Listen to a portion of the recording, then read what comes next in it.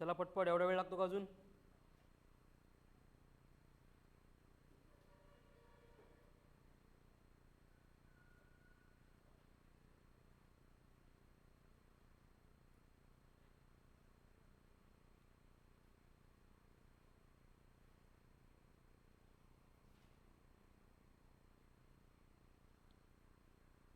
Recording in progress.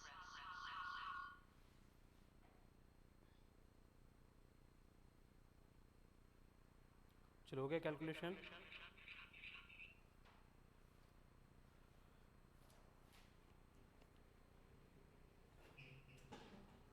क्या दिया है आपको?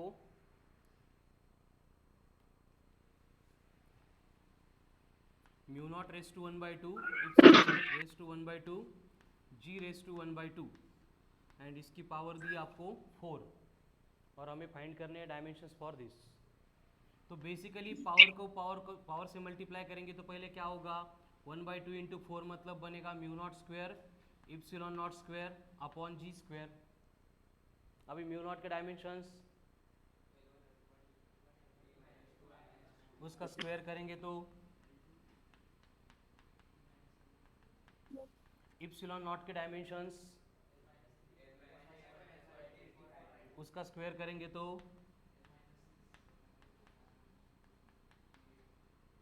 डिनोमिनेटर में जी है, जी का स्क्वायर करना है, जी के डायमेंशंस आता करा एडिशन एंड सब्ट्रैक्शन ओनली। यहाँ पे एल रेस टू 2 है, यहाँ पे एल रेस टू प्लस 6 ऊपर आके -6 -6 -6 -6 -12 प्लस 2 -10 -2 ऊपर आके ये कैंसिल हो जाएगा, बचेगा सिर्फ m2 t -4 कैंसिल हो जाएगा, बचेगा सिर्फ t8 -4 + 4 भी कैंसिल। ये हो गया dimensions for the given condition.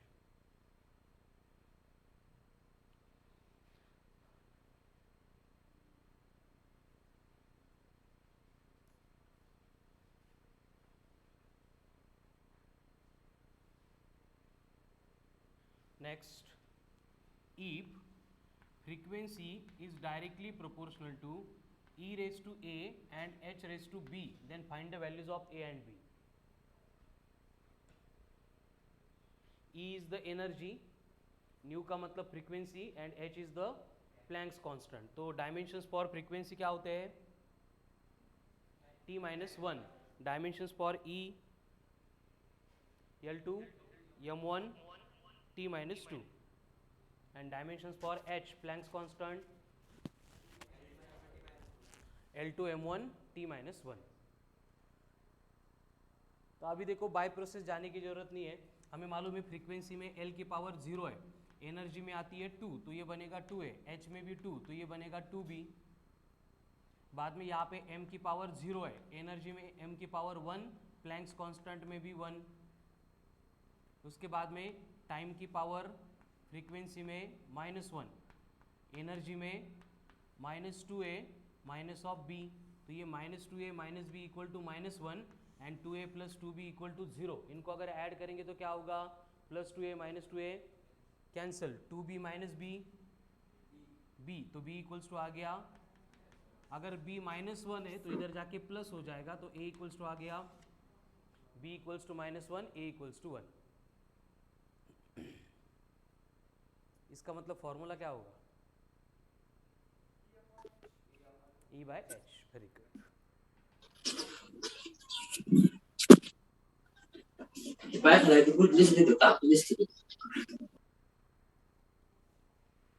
Next, P is equals to alpha upon A into e raised to beta z cube divided by mu naught का स्क्वायर।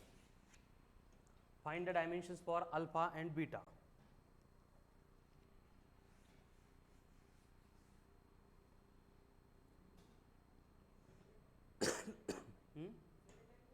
देखो P मतलब प्रेशर, प्रेशर है तो डायमेंशंस होंगे L-1 M1 T-2। अल्फा मतलब काढायचे, A मतलब area, dimensions हो गए L2। Z का मतलब हाइट, डायमेंशंस हो गए L1 एंड म्यू का मतलब म्यू नॉट, दैट इज परमीएबिलिटी, जिसके डायमेंशंस होते हैं L1 M1 T-2 I-2। चलो करो सिंप्लीफाई, अल्फा एंड बीटा की वैल्यू चाहिए हो।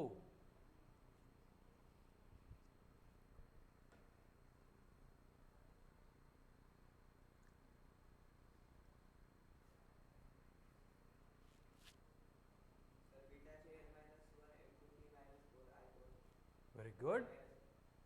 And alpha M1 L1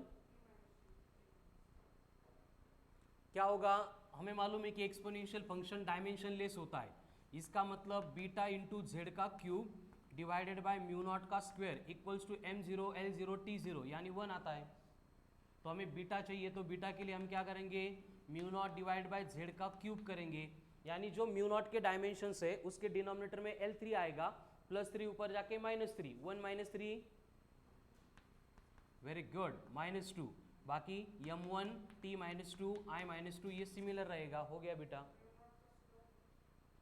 O mu naught का स्क्वायर है, वेरी गुड, ठीक है। तो यहाँ पे क्या रहेगा, म्यू नॉट का स्क्वायर करना भूल गए हम, म्यू नॉट का स्क्वायर करना पड़ेगा। तो म्यू नॉट का स्क्वायर किया तो न्यूमरेटर में कौन आएगा, L2, डिनोमिनेटर में L3, ऊपर आके बनेगा L-1 M2 T⁻⁻4 I⁻⁻4 -4।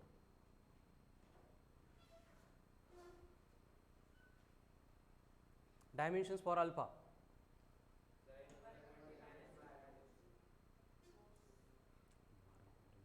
Alpha में आए कहाँ से आ गया,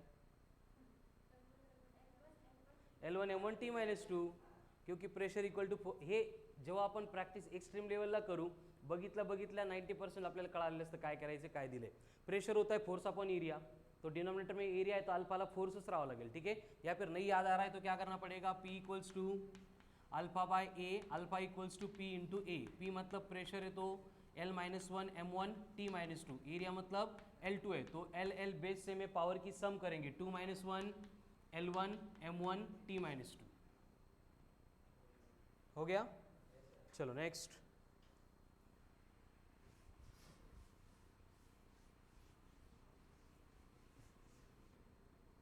फाइंड डायमेंशंस फॉर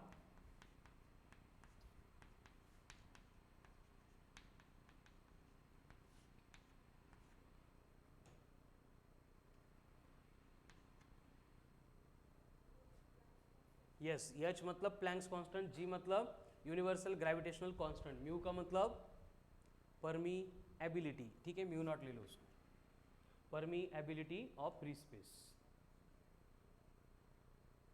प्लॅंक्स कॉन्स्टंटचं काय अजून इकडे तिकडेच विचारावं लागतं का,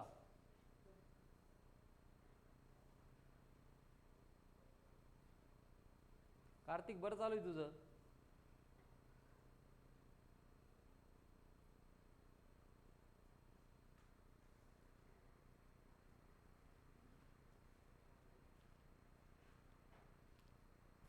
चलो, H मतलब प्लैंक्स कांस्टेंट है तो उसके डायमेंशंस रहेंगे L2 M1 T-1।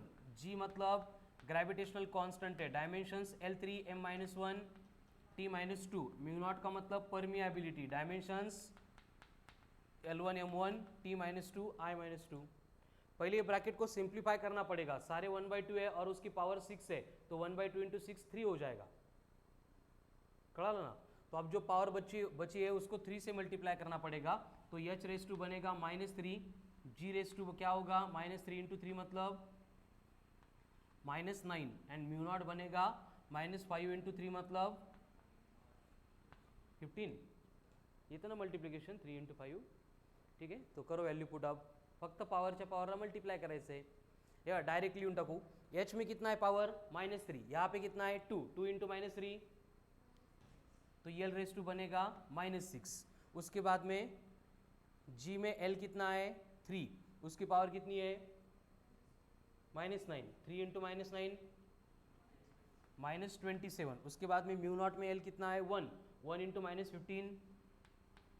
-15 तो ये हो गए आपकी L की पावर। करा एडिशन,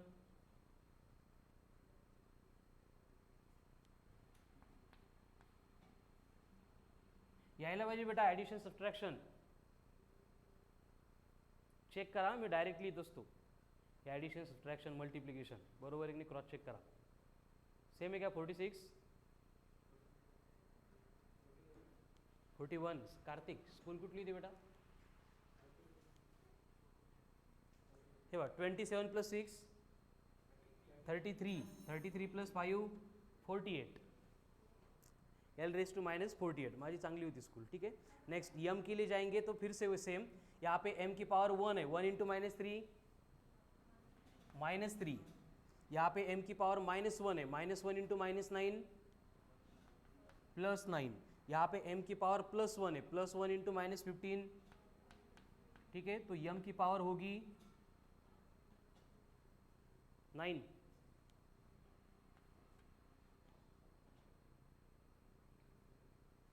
नहीं देगा. उसके बाद में क्या क्या बचा? t. अब h में t कितना है? -1. -1 × -3 +3. यहाँ पे t कितना है? -2. -2 × -9 +18. देन यहाँ पे t कितना है? -2. -2 × -15. तो t⁻² आएगा सगळे प्लस आहेत का 51. उसके बाद में i के लिए बस यहाँ पे है μ0 में -2 × -15. तो i⁻² बनेगा 30. हो गया आंसर. बट ये प्रोसेस आप कब फॉलो करेंगे? जब प्रॅक्टिस एक्स्ट्रीम लेवलला झाली आहे, बेसिक्समध्ये काहीच अडचण नाही आहे तरच. अदरवाईज स्टेप बाय स्टेप करा. बोला देवेश. Very good. m -9 आहे.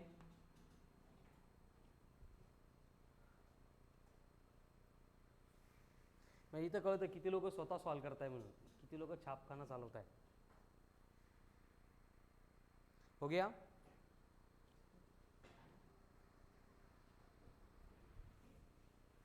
Next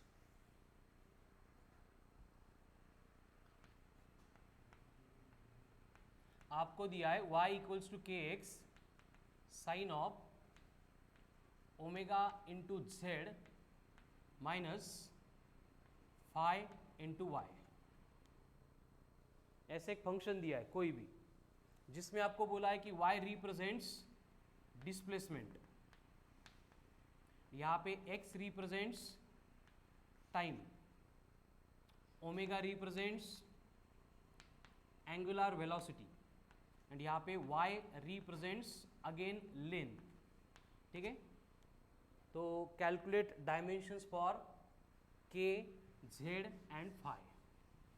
calculate dimensions for k, z and phi.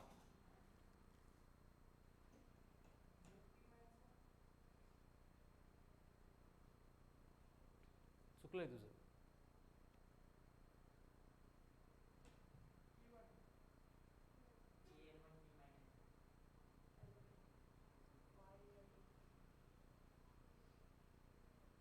Condition क्या होती है देखो कि साइन के ब्रैकेट में जो भी एंगल आ रहा है that must be dimensionless. Dimensionless होगा इसका मतलब product of omega × z must be m0, l0, t0. हमें चाहिए z, तो हम इसको ऐसे भी लिख सकते हैं ओमेगा × z = 1 का कारण anything raise to 0 is 1.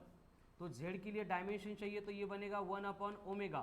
Omega यानी एंगुलर वेलोसिटी जिसके डायमेंशन होते हैं t-1. अब t-1 डिनोमिनेटर में, न्यूमिनेटर में जाके +1 हो जाएगा तो z के डायमेंशंस हो गए t+1. सेम वे यहाँ पे फाई × y ये जो है ये भी डायमेंशन लेस चाहिए, मतलब 1 चाहिए. y के l दिए तो फाई = बनेगा 1/y यानी 1/L1. तो फाई के डायमेंशंस हो गए l-1. आता जर साइन के फंक्शन को डायमेंशंस ही नहीं है, इसका मतलब ये y के डायमेंशंस एंड kx के डायमेंशंस सेम चाहिए. y मतलब कौन है मालूम है, लेंथ है k × x और हमें k चाहिए तो k बनेगा y/x. y मतलब L1, x मतलब कौन है टाइम. डिनोमिनेटर में t1 था, ऊपर जाके t-1. तो k के डायमेंशंस हो गए L1 t-1.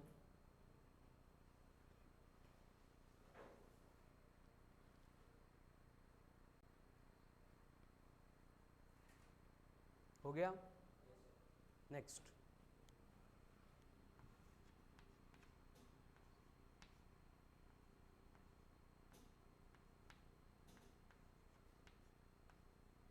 Find dimensions for alpha and beta, where P is the pressure, V is the volume, A is the area. Very good. किती alpha? Very good. And beta?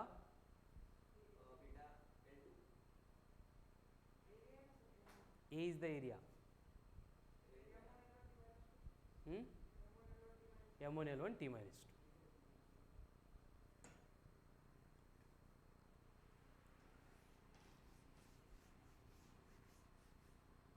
कैसे? देखो P मतलब pressure है, तो यहाँ पे according to homogeneity principle P equals to alpha upon v square, इनके dimension same रहेंगे तो P इंटू वी का स्क्वायर बनेगा अल्फा. P के डायमेंशंस में क्या आता है? L minus one M1 T minus two, V का स्क्वायर है मतलब L3, LL बेस सेम है, सॉरी स्क्वायर कर रहे हैं L3 का 6, तो 6 माइनस वन होगा 5, M raise to 1 T raise to minus 2, ये बन गए डायमेंशंस फॉर अल्फा. ठीक है. उसके बाद में P equals to beta upon A है, तो यहाँ पे बीटा इक्वल्स टू बनेगा P इंटू ए, तो P मतलब प्रेशर है, माइनस वन होता है, एरिया में L2 होता है, तो 2 माइनस वन, बाकी सेम रहेगा. L1 M1 T माइनस 2, ये हो गया dimensions for beta. Next, if mu naught depends upon B raised to A, capital M raised to B and R raised to C. Find the value of ABC, where mu naught is the, B is the, very good, capital M, very good. कसं काय माहित तुला आज एवढं सगळं? R is the radius, very good.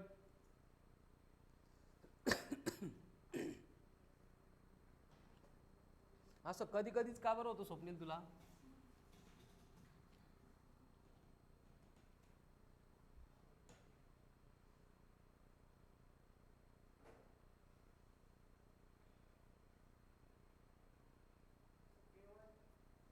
Very good.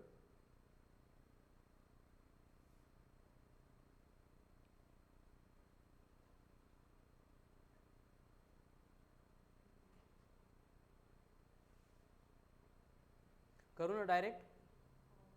देखो mu naught में L कितना है 1, B में L है ही नहीं, देन कैपिटल M में L कितना है 2, तो ये बनेगा 2B प्लस यहाँ पे L1 है मतलब C, ये बन गया फर्स्ट इक्वेशन. अब यहाँ पे म्यू नॉट में M कितना है फिर से 1, B में M कितना है 1, तो 1 इंटू A प्लस यहाँ पे M है नहीं, यहाँ पे है नहीं, मतलब A इक्वल्स टू 1 आ गया.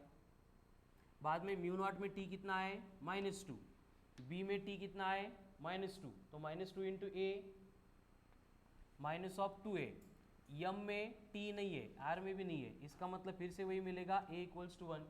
अब ये I के लिए करेंगे तो म्यू नॉट में I कितना है -2, B में I कितना है -1, तो ये आ गया -A, M में +B, एंड यहाँ पे है ही नहीं, तो A की वैल्यू 1 थी, पुट करेंगे -1 इधर आके +1 -2, तो B आ गया, तो B -1 यहाँ पे पुट करेंगे, -1 इंटू 2, -2 इधर आके C equal to 3. Very good. तो A1 B -1 एंड C 3, ये हो गया डायमेंशंस नहीं वैल्यूज. अब इसका फॉर्मूला क्या होगा बोलो?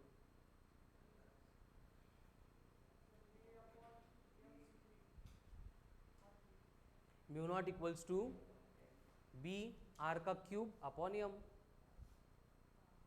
प्लस आहे म्हणजे न्यूमरेटरला घ्यायचे, मायनस आहे म्हणजे डिनॉमिनेटरला घ्यायचे. ठीक आहे. आपको बोला है कि पीरियोडिक टाइम प्रोपोर्शनल है to the L raise to A G raise to B. Find the values of A and B. Formula कसा बनवायचा? हे बघा, A किती आला 1 आला, मग आपण कॉन्स्टंट इथं कोणताही माहीत नाही, आपण त्याला K घेऊन टाकू. मग B रेस टू 1 लिहायचं, झालं B. Then M raise to B आहे, किती आहे -1. मग ज्यांची पॉवर निगेटिव्ह येते न्यूमरेटरमध्ये म्हणजे त्यांना डिनॉमिनेटरला घेऊन जायचं, तर डिनॉमिनेटरला कोण येईल इथं? Capital M. अगेन आर की पावर सी थी, सी कितनी है 3 प्लस इसका मतलब आर का cube, t proportional to l raise to a g raise to b हो, length g acceleration due to gravity, formula क्या होगा फिर, सेम क्वेश्चन पहले कर चुके हैं बहुत बार, हाँ रूट ऑफ एल अपॉन जी। क्या होगा देखो यहाँ पे t मतलब t1 मतलब 1, एल मध्ये नाहीच आहे, जी मध्ये किती आहे माइनस ऑफ 2b यानी b आ गया -1/2, देन यहाँ पे l की पावर 0 है, यहाँ पे कितनी है 1, तो ये बनेगा a प्लस बी यानी कि b बनेगा सॉरी a बनेगा -1/2, इधर आके +1/2 हो गया। तो फॉर्मूला चाहिए तो पावर 1/2 मतलब स्क्वायर रूट होता है, तो पहले लेना पड़ेगा स्क्वायर रूट, जो पॉजिटिव है वो न्यूमरेटर में, जो नेगेटिव है वो डिनोमिनेटर में, यहाँ पे कोई तो कांस्टेंट आएगा, ठीक है। Next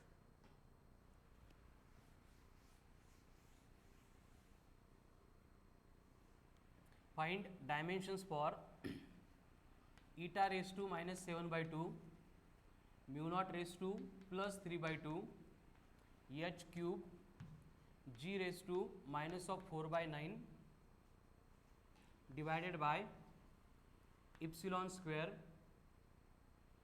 into L cube into C square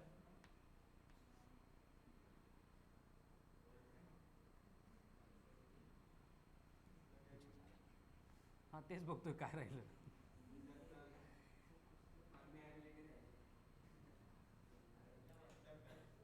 number change झाला तुझा, सी इज द कॅपॅसिटन्स, बरोबर आहे, सोपी सोपी देऊन मजा नाही, हां कैपिटल ई रेस टू -4/13, इसकी पावर आहे 7, करो डायमेन्शन्स कॅल्क्युलेट। आता हे असे बघितल्यानंतर एक्झाममध्ये छाटछूट येतात 2-3 टर्म्स आहे, त्याला घाबरायचं नाही, कळालं ना। इथं मीनिंग बघा, ईटा का मतलब कोएफिशिएंट ऑफ विस्कोसिटी जिसके dimensions L-1 M1 T-1, mu naught का मतलब परमीएबिलिटी जिसके डायमेंशंस हो लिहितो ना, ठीक है ना। H मतलब Planck's constant, L2 M1 T-1, G का मतलब L3 M-1 T-2, epsilon naught के डायमेंशंस,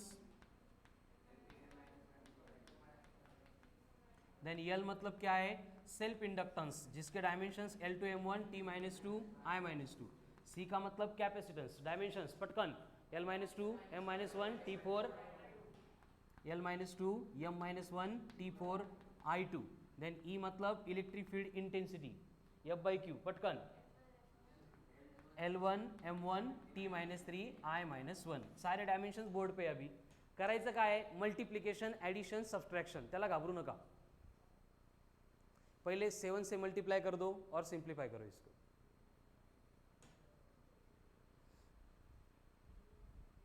असा विचार नका करू, सोडवायला लागा, खूप सोपं आहे ते, विचार केला तर काय असं आयुष्यात पहिल्यांदा बघतोय असं वाटेल तुम्हाला।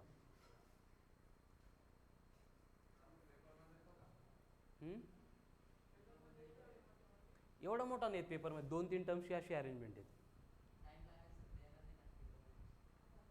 काय सांगावं, मागच्या वर्षी वळून आपण विश्वास ठेवणं बंद केलं त्यांच्यावर, मागच्या म्हणजे यावर्षीच्या मुळे जेही लास्ट सेशन आणि नीटच्या पेपरमध्ये फिजिक्सच्या काही लेवलच नव्हत्या कुठंच, त्याच्यामुळं आता आपल्याला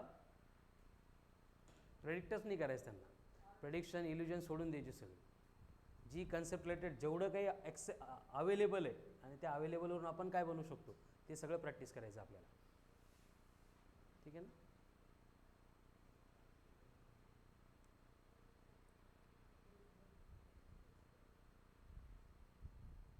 म्हणजे आज आपला नाही म्हटलं तर 13th नंबरचं लेक्चर असेल बेस्ड ऑन डायमेन्शन्स, त्यापेक्षा जास्त असेल, आणि तरी पण काही लोक असे आहेत की ज्यांच्याकडून जे 60-65 डायमेन्शन्स आहेत तेच लर्न नाही झाले, म्हणजे असं आपण काय शब्द आहे मला आठवत नाही ऐन टाईमवर. किती काय म्हणता त्याला केविलवाणी परिस्थिती बरं भयानक. आपण नीट प्रिपेअर करतोय, जेई प्रिपेअर करतोय, जर आपल्याकडून डायमेन्शनसाठी रिक्वायर्ड फॉर्म्युले लर्न होत नाही आहे तर खरंच थोडंसं जज करा बेटा स्वतःला. खूप पाण्यात आहे, खूप जास्त. अजून नावं घेतले नाही, पण मी जेव्हा नावं घ्यायला लागेल मी नावं जरूर घेतो. चांगलं केलं तर चांगल्यासाठी घेतो, आणि असे काही असले तर तरी पण घेतो. मग नंतर तो इन्सर्ट तुम्हाला सहन होत नाही, कळालं ना. आता ज्यांना कळायचं त्यांना कळतं आहे, एवढं बोलूनही जर ज्यांना कळत नाही त्यांच्यासारखे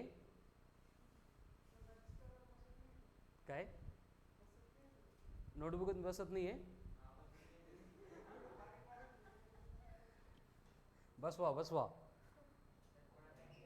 चला तेजस काय आन्सर.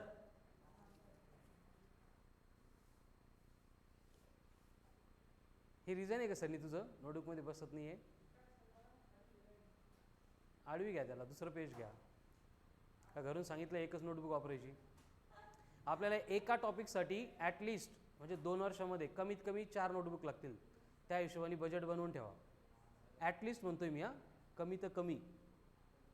मध्ये मध्ये मला काही डोक्यात नवीन काही आला विचार तर अजून ते नंबर वाढू शकतात.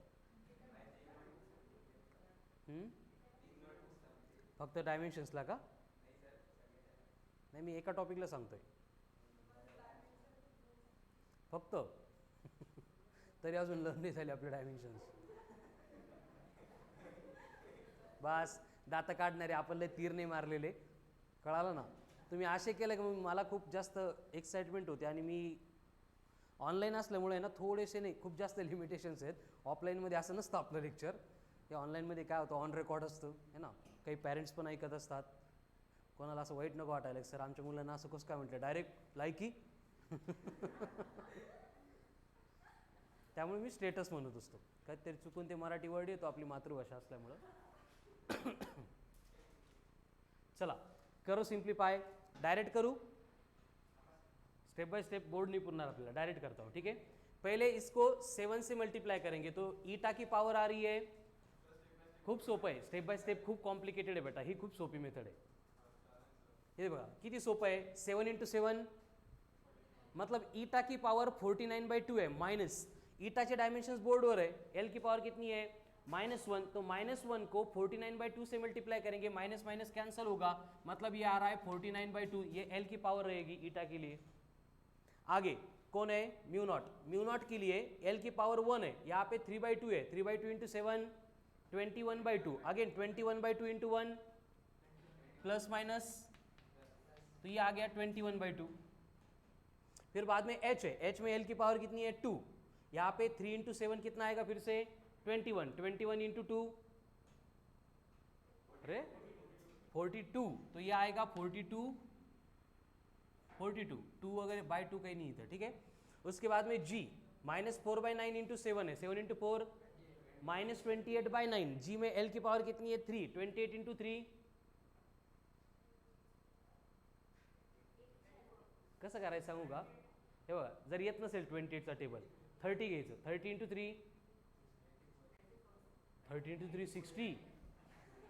अरे 90 ना बाळालो 84. कसं येतं 30 × 3 करायचं आणि 3 वेळा 2 2 2 कमी करायची. किती झाले 84. क्या आता 84 परत एकदा -4 × 7 28. ये -28 था प्लस 3 किया तो वो आएगा -84.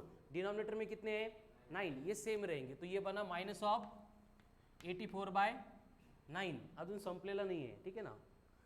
उसके बाद में इप्सिलॉन नॉट.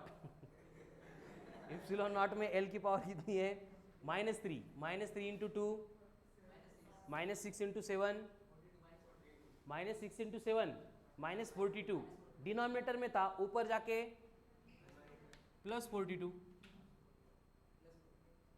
कळतंय का. एक ॲडिशन आणि मल्टिप्लिकेशन मी करतोय. असे तोंड वाकडे तिकडे करू नका. कळालं ना. मी काही फिजिक्स तुम्हाला सांगत नाही. सिंपल मल्टिप्लिकेशन ॲडिशन ही आहे. नेक्स्ट एल मतलब इंडक्टन्स. इंडक्टन्स में पावर 2 × 3 6 × 7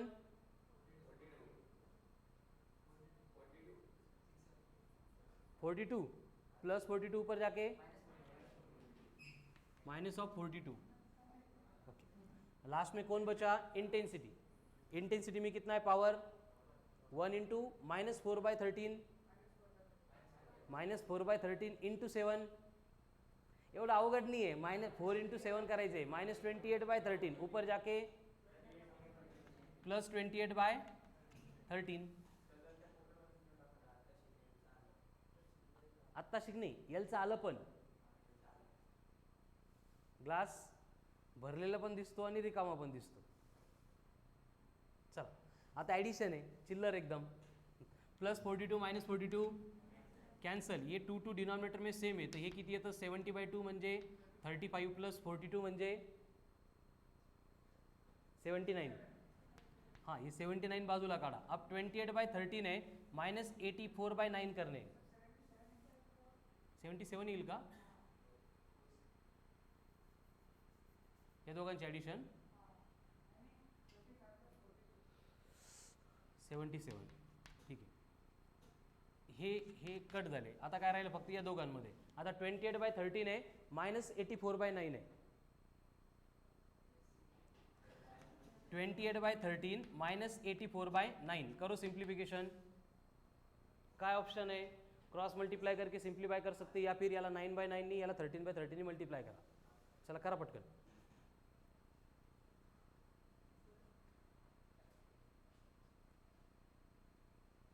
अरे सबट्रॅक्शन आहे मला वाटतं 6 किंवा 7 स्टँडर्डमध्ये इंट्रोड्यूस झाली असेल तुम्हाला. जे झेडपी मराठी मीडियममध्ये शिकले त्यांना म्हणजे चांगल्या शाळेत शिकले त्यांना तर 3rd 4th मध्येच पाहिजे है ना. सुप्रियाला तर ज्युनियर KG मध्येच होते ॲडिशन सबट्रॅक्शन. हो गया इकडं म्हणजे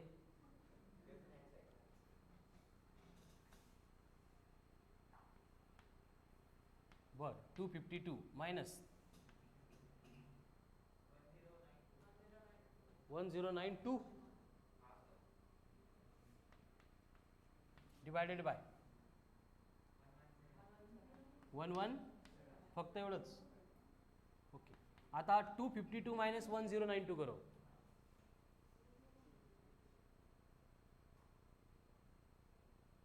हे विश्वास ठेवू शकतो ना तुमच्यावर. 840 यांची सबट्रॅक्शन का तो -840 अपॉन 117. ठीक है अब कौन है +77 करा.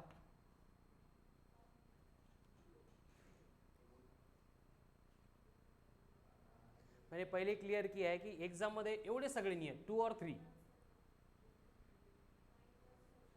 याचा आन्सर हे सोडवलं तू मायनस सांग ना माइनस का plus plus plus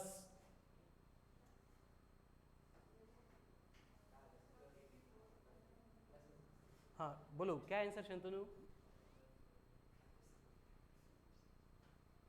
minus plus तन्विषा मोठा कोण आहे तो त्याचं साईन घेतो आपण इथं. मग 117 इंटू 77 किती आलं.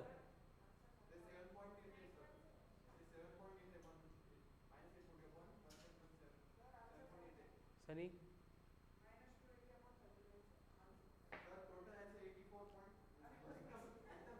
मला एक सांगा मायनस किती लोकांचं येत आहे.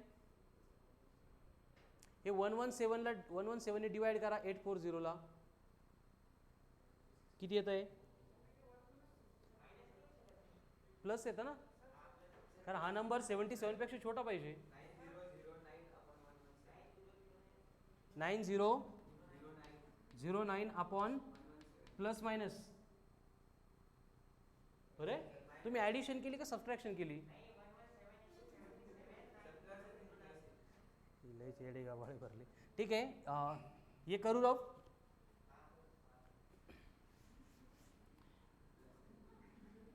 ये -840 अपॉन 177 इंटू 77 सॉरी +77/1 है. तो पहले हमें 177 एंड 77 को मल्टीप्लाई करना है. ये तक का मल्टीप्लिकेशन. तो मुझे बोलो कितना आ गया मल्टीप्लिकेशन इन दोनों का. 94 हे मल्टीप्लिकेशन 9009 आलं. Okay, divided by 177. अब 9009 में से 840 सब्ट्रैक्ट करने, ये subtraction 8169 divided by 177. This will be the power of L. कळलं? हो, एल ची. सेम रिपीट करना है फॉर एम, सेम रिपीट करना है फॉर टी, सेम रिपीट करना है for I, and that will be homework for you. Process मी सांगितली, फक्त ॲडिशन सबट्रॅक्शन तुम्हाला करायचे आहे, आणि त्या जरी येत नसतील बेटा नंतर सांगतो मी, ठीक आहे ना. चलो नेक्स्ट. इफ हे लिहू नका आता, हे ॲडिशन सबट्रॅक्शन नाही तर बघून बघून लिहून घेणार. कैसे करना है मैंने बोल दिया, ट्राय करो. झालं तर ठीक, नाही झालं तर अजून ठीक. काही जण येतात ना, सर काहीच नाही कळालं. जे काहीच न कळणारे असतात त्यांनी लक्षात ठेवायचं, 0 into एनिथिंग. जर असं कधी झालंच काहीच नाही कळालं तर विषय सोडून द्यायचा सगळा. काहीतरी कळालं पाहिजे, कळालं ना. कारण आपण मल्टिप्लाय करतो असतो इथून. तुम्ही जर 0वर असले तर 0 into किती मल्टिप्लाय केलं त्याचा आन्सर 0च येणार आहे. 0.001 तरी असले पाहिजे तुम्ही. 0.001 कर बरं बेटा, मल्टिप्लिकेशन कर ना. 0.001 सगळे करा इंटू 365.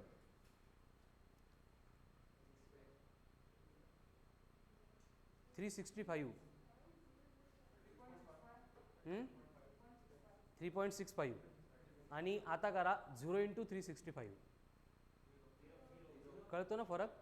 म्हणजे पर डे जर आपण फक्त 0.1% स्वतःच्या स्किल्स युटिलाइज केल्या आणि जर आपण पर डे 0% युटिलाइज केल्या, खूप मोठा डिफरन्स आहे का 0 आणि 0.01 मध्ये? दिसतो ना किती मोठा डिफरन्स आहे. 0 जिथं होता तिथंच आहे वर्षभरानंतर, आणि दुसरा जो फक्त 0.1% युटिलाइज करत होता तो ॲटलिस्ट 3.65 वर गेला. आता परत 3.65 into 365 करा.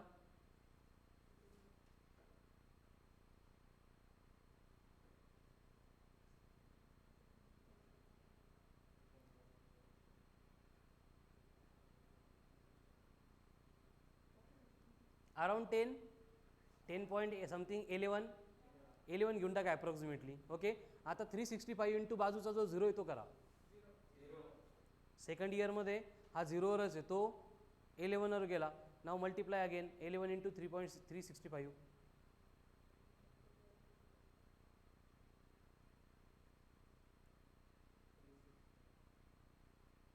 सरळ 365 इंटू 10 केले तर 3650, पण आपल्याला 11 करायचे अराउंड 4000. त्याच्या पण प्लस 4000 लिहा, ते 4000 आणि 365 इंटू पहिल्याचे 0 करा. लागतंय का लॉजिक? तिसऱ्याच वर्षामध्ये हा 0वाला 0वरच आहे, जो फक्त 0.1% करतोय. किती सांगतोय मी? 0.1%. हे जो नंबर दिलाय मी तुम्हाला 0.001, याचा अर्थ काय होतो? 0.1% असा होतो. एंड जब परसेंट का सिंप्लीफिकेशन करना है हम उसको 100 से डिवाइड करते हैं. ये शाळेत शिकवलंय तुम्हाला. तो +2 पर आके -2, मतलब यहाँ का डेसिमल और 2 डिजिट से शिफ्ट हो गया. कळतं का? 4000 कसे झाले ऋषिकेश? ते मल्टिप्लिकेशन नका समजावून घेऊ, मला भावना समजून घ्या माझ्या. मला सांगायचं काय तुम्हाला, कळतंय ना? त्यामुळे 0 राहिले 4 नाही 4000 वर्षानंतर पण असेच असणार आहे तुम्ही. नाही तर पर डे बघा, फर्स्ट इयर 3.65 जड जातो सुरुवातीला, नेक्स्ट डायरेक्ट 11 आणि डायरेक्ट नंतर 4000. आता मल्टिप्लाय केलं तर 2 वर्ष करू शकता अजून, त्याच्यानंतर मल्टिप्लिकेशनला परत जागा नाही पुरणार. हे एवढी स्किल्स आपली इम्प्रूव्ह होत जाणार आहे. इथे लक्षामध्ये जे 0वर आहे ते. त्यामुळे हे रिप्लाय कधीच नाही द्यायचा. असा तुमचा रिप्लाय आल्यानंतर मी रिप्लायच देत नाही, चांगलाही देत नाही, वाईट देत नाही. कारण वाईट देताना होऊ शकतं इकडं तिकडं, मराठी भाषा आहे आपली, हे ना, एखादा शब्द येऊ शकतो, सर काहीच नाही कळालं.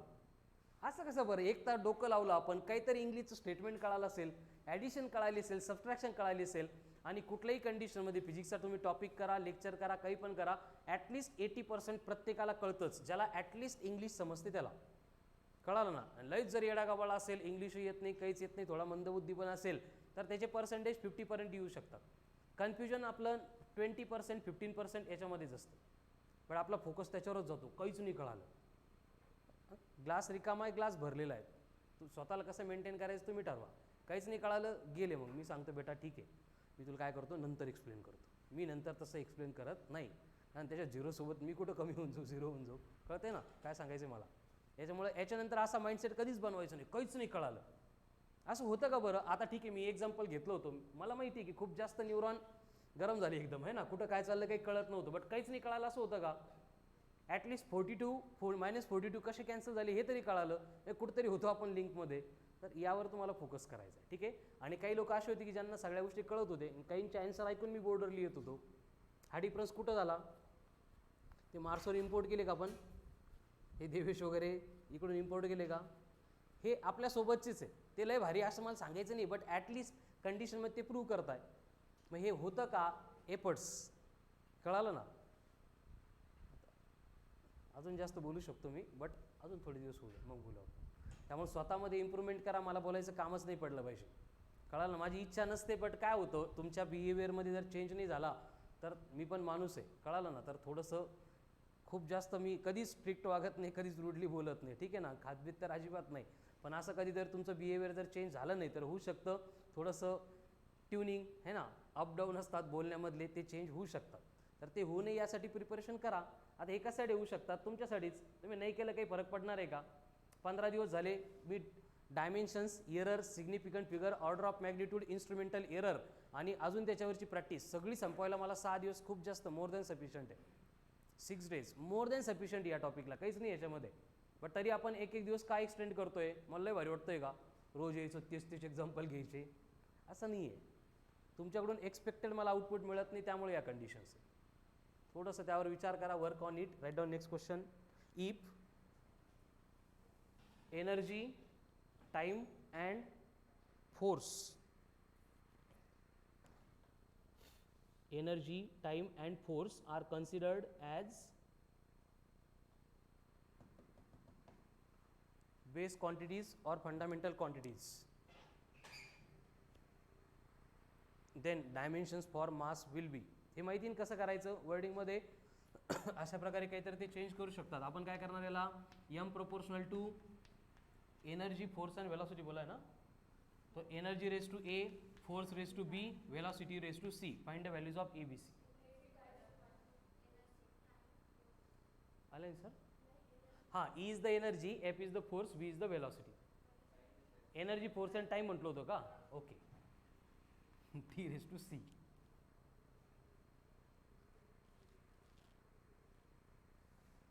चलो, आता बेसिक पूर्ण प्रोसेस करायची तुम्हाला गरज नहीं है, बिलीव ऑन योर सेल्फ. क्या होता है? m में मास है, मतलब यहाँ पे l की पावर 0 है, एनर्जी है 2a है, तो 2 इंटू ए बनेगा 2a. फोर्स में 1 है तो 1 इंटू बी बनेगा b. टाइम है नहीं से, तो ये बन गया फर्स्ट इक्वेशन. मास के लिए यहाँ पे 1 है, यहाँ पे 1 है, यहाँ पे 1 है, ये तो मास नहीं से, तो a प्लस बी बना 1. इसको सब्ट्रैक्ट कर दो, क्या होगा? Plus b minus b, 2a minus a, तो a आ गया -1. अब a -1 है, यहाँ पे पुट करो, -1 इधर आके +1 तो b हो गया 2. a आ गया, b आ गया. अब टाइम के लिए जाएंगे तो यहाँ पे 0 है, यहाँ पे -2a, यहाँ पे भी -2b एंड ये +c. अब a कितना है? -1 इंटू +2, -1 इंटू -2 +2. अरे थांब ना बाळा.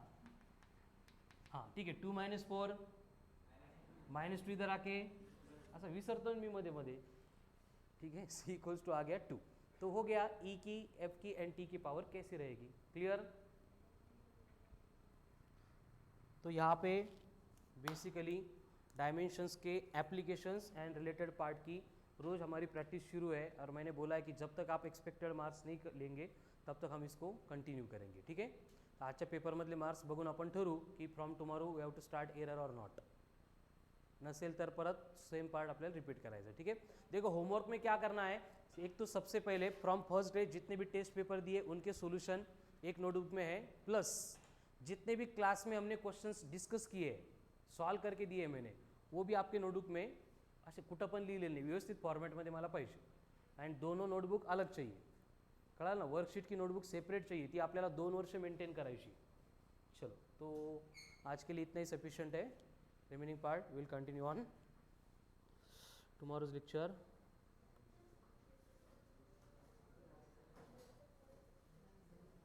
Thank you.